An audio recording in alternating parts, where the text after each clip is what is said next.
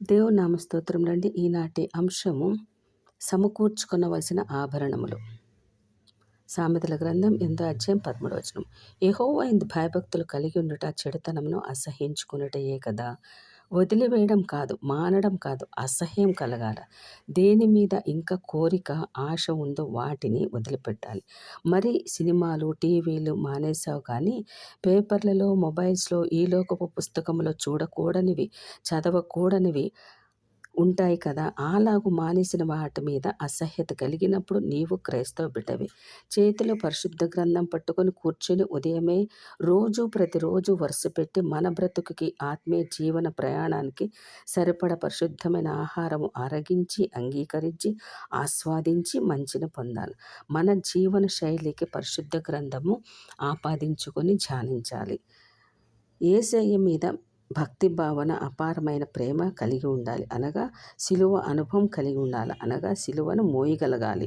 సిలువ మీద యేసుక్రీస్తు యొక్క గాయములను ముద్దాడాల. మరణ పునరుద్ధాన మహిమలు ధ్యానించాలి. యేసయ్యపై మిక్కుటమైన ప్రేమ భక్తి భావన కలిగి ఉండాలి.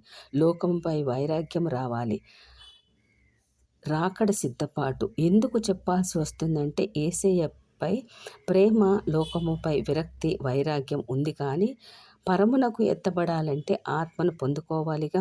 పరమునకు ఎత్తబడాలంటే కృపావరములు పొందాలిగా.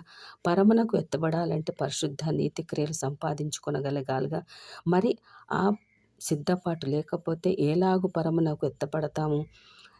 యేసయ్య మీద ప్రేమ కలిగి ఉన్నావు, బాగానే ఉంది. లోకము పట్ల వైరాగ్యం కలిగి ఉన్నావు, అది బాగానే ఉంది. సమకూర్చుకొనవలసిన వాటి సంగతి ఏమిటి? నీవు ఖచ్చితంగా దేవుని ఆత్మ చేత నింపబడాలి. పరిశుద్ధాత్మ అనే వరము అనే ఆభరణమును సంపాదించుకోగలగాలి. పరిశుద్ధుల నీతి క్రియలు అనే పెండ్లి వస్త్రం సంపాదించుకోవాలి. మరి ఇవన్నీ కూర్చుకొనపోతే ఎలాగ పరమునకు ఎత్తబడతావు?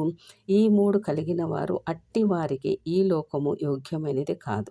పరమునకు వెళ్ళిపోవాలి అనే ఆశతో దేవుడిని త్వరగా రమ్మయ్య అని ఆహ్వానం పలకాలి. ఈ 3 వస్త్రములు పదిలముగా కాపాడుకుంటారు. ఎవరైతే కాపాడుకుంటారో అట్టి వారు ఈ 3 వస్త్రములు సంపాదించుకుంటారు. యేసయ్యను మిక్కుటముగా ప్రేమించాలి. లోకముపై వైరాగ్యం కలగాలి. రాకడ సిద్ధపాటుకు వేగిరపాటు కలిగి పిలుపునకు చెవియొగ్గాలి.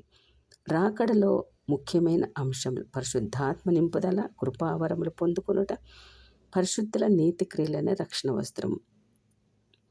ఈ సిద్ధపాటుతో మనము రాకడ విశ్వాసులముగా, రాకడ ప్రియులముగా, యేసు త్వరపడము అని ప్రార్థన చేసేవారముగా మారిపోదాం. అట్టి కృప అందరికీ దేవుడు అనుగ్రహించునుగాక.